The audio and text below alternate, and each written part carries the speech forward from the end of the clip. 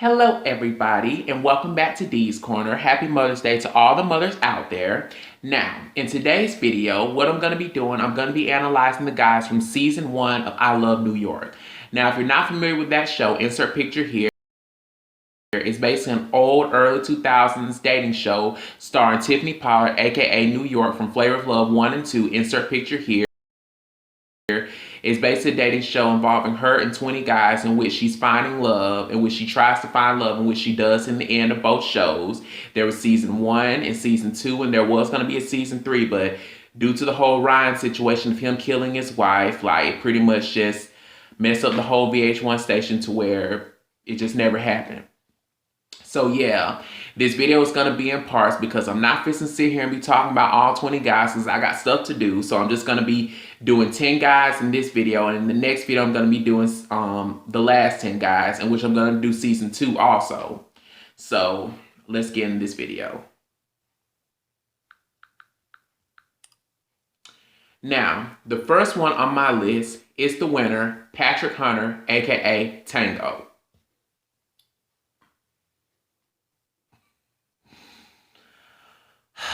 Oh my God, Tango. Oh my God. He makes my pussy so wet, even though I don't have one.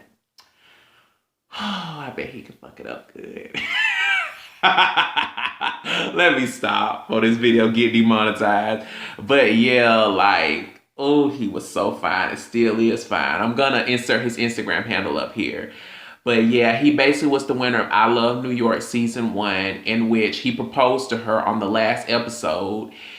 And on the reunion show, they ended up calling it quits because, you know, New York, he had found out that New York had talked smack about his mom, which wasn't going to fly. And I don't blame him because family over anything, like, you don't disrespect nobody's family. Like, if a guy had proposed to me and I had found out that he was talking smack about my family, like, nigga, we don't call it quits because you don't talk smack about my family because you can't respect my family, you can't respect me, and it's over.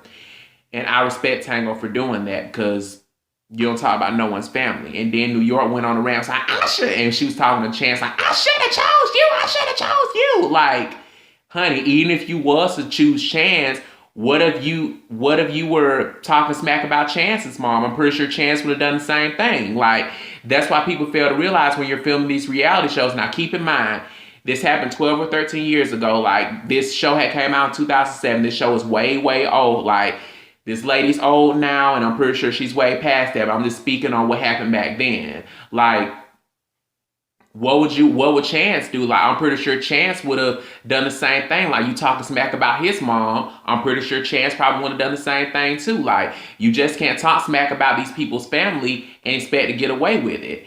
And she pretty much was just upset that, you know, he wasn't like a little pussy that wasn't gonna just let things fly like that. Hence why she had chose Taylor Made in season 2, because he was a pussy that she could boss around, versus she knows she would have chose Buddha. Buddha would not have let that fly. So that's why, you know, that didn't work out with her and Tango, because, you know, she talked smack about his family. Well, his mom more specifically. And in my opinion, he was pretty much too good for her because he was a real man and she couldn't handle a real man, in my opinion. So, yeah. Now, let's get into Kemal Gibbons, aka Chance. Now, if y'all remember back in the day, him and his brother Ahmad Gibbons, aka Real, R.I.P. to him. I think he had died of colon cancer a long while back. R.I.P. to him.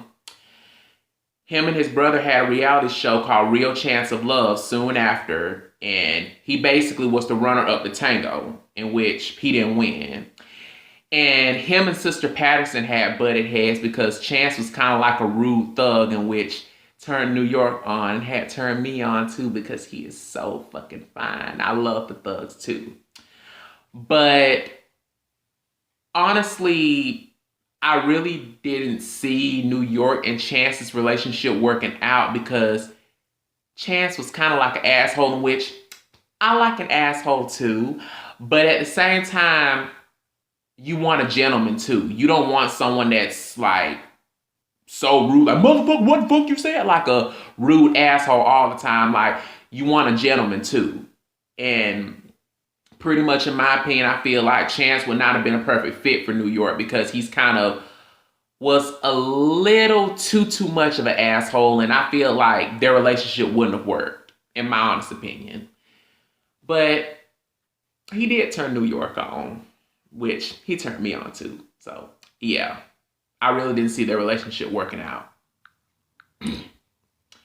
Now, let's get into Ahmad Gibbons, aka Real. Again, RIP to him. He died of colon. I think he died of colon cancer a long while back. RIP to him. I'm so sorry for your loss, Kemal Gibbons, if you're watching this.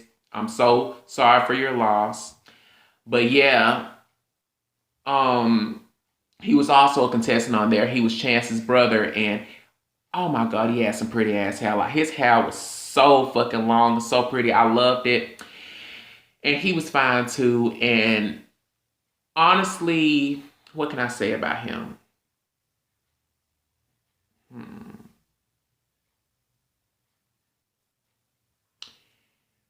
He, in my opinion, was kind of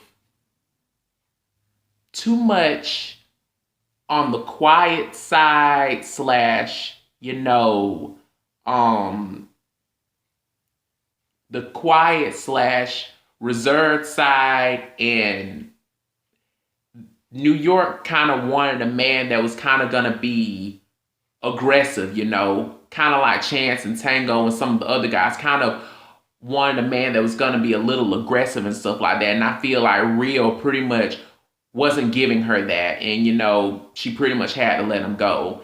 And plus, having two brothers like Chance and Rio, having two brothers on that show, like you were in competition with your brother, and that's kind of not right, So it makes sense why New York had let him go, because let's just say if it were down to Chance and Rio playing brother against brother, like that's going to be a tough decision. And let's just say if one of them had a relationship with New York and they come around each other and stuff like that, like it'll kind of be a little weird, and it might cause tension between brother and brother, and yeah.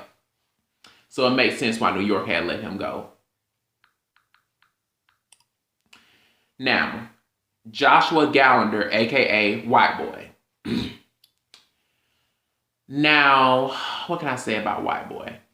One thing that I respect about White Boy is this. Like, no shade to this girl. She was I'm pretty sure she probably was one of the fan favorites on Flavor of Love. But one thing that I respect about White Boy, he wasn't like Buck Wild, who felt like she had something to prove. White Boy was White Boy. He wasn't trying to, over-exaggerate everything. He wasn't trying to, act like he was something that he wasn't. He was just White Boy, and I respect that. And him, I feel like, like New York, like he seemed like he was he was so cute, kind of reminded me of a little pit bull puppy dog. Like he was just so cute, had some pretty cute little puppy dog eyes, and still does up to this day. But I think with New York, like what she had said, like he was in like a 5-year relationship, and in my opinion, I feel like he probably still was in love with his ex and stuff like that, and he probably still wasn't fully over her, and he needed to go home because he had some healing to do, pretty much. And plus, I think he had a death of a longtime friend in his family, because I have been binge watching these shows and stuff like that, because we in quarantine and stuff like that, and I've been binge watching old reality shows lately, and I remember I had watched that episode, and I think White Boy had like not a death in his family, but a death of a close friend and stuff like that, and he needed healing from that too. So yeah, it makes sense why New York had let him go, because number one, he was still in love with his ex, and number two, he had a death of a close friend. So yeah, he had healing to do. And yeah, he seemed like he would have been a very nice catch for her. Like he was a gentleman, but at the same time, he kind of was a little roughneck too, which was a balance in between of what New York needed in a real man. So yeah, he would have been a good catch for her.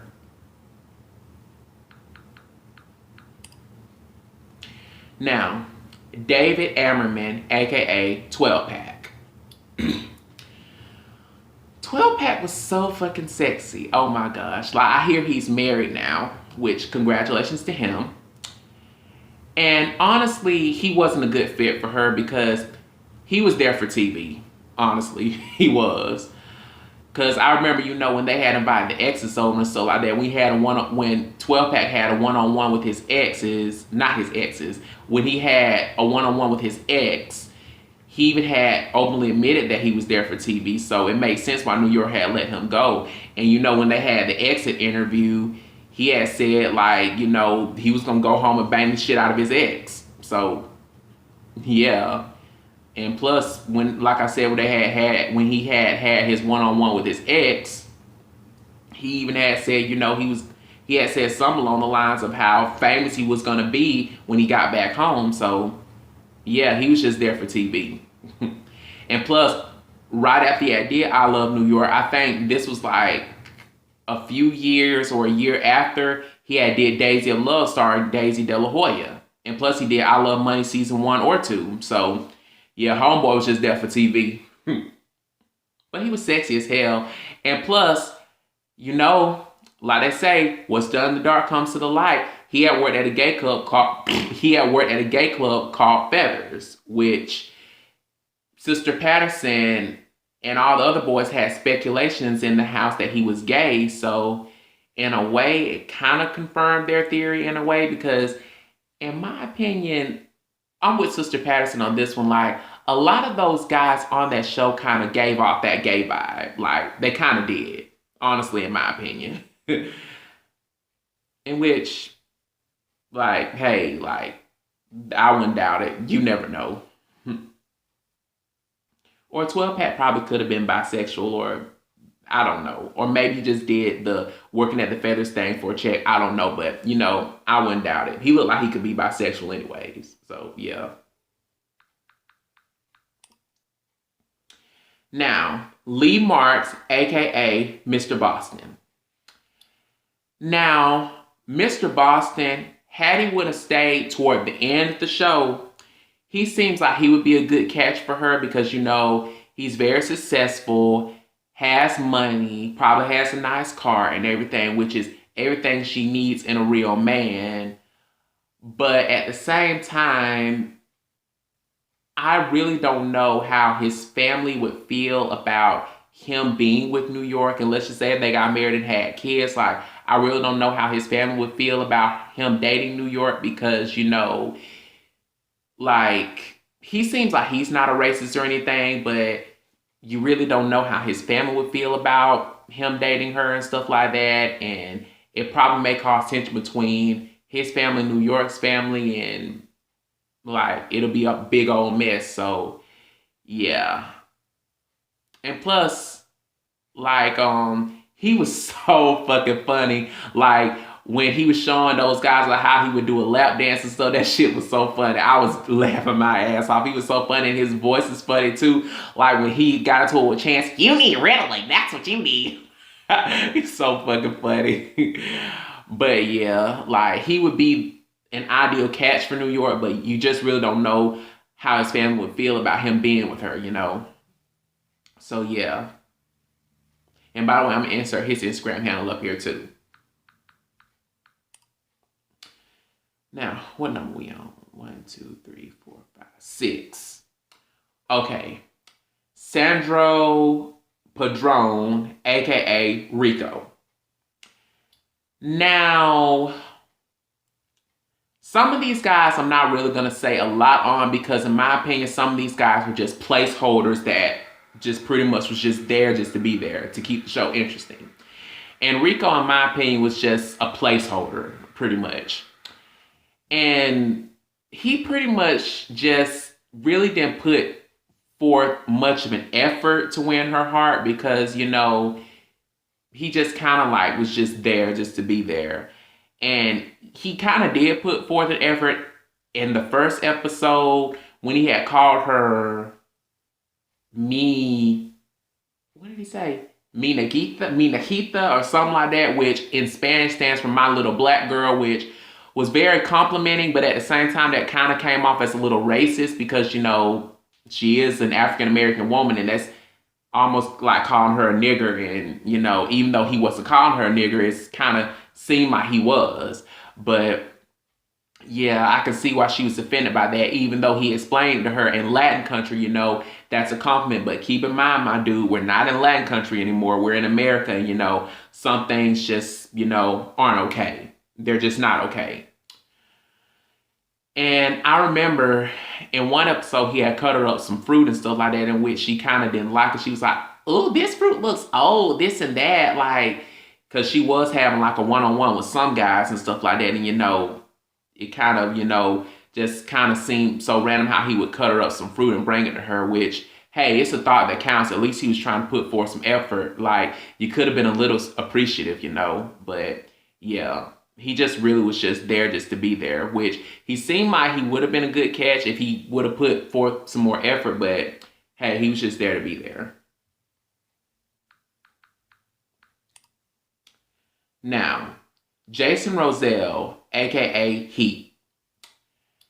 Now, his fine ass Heat. Heat, Jason Rosell. He is fine as fuck. In which I'm gonna link his Instagram handle down here in the description box. But yeah, like, he seemed like he would have been a good catch too.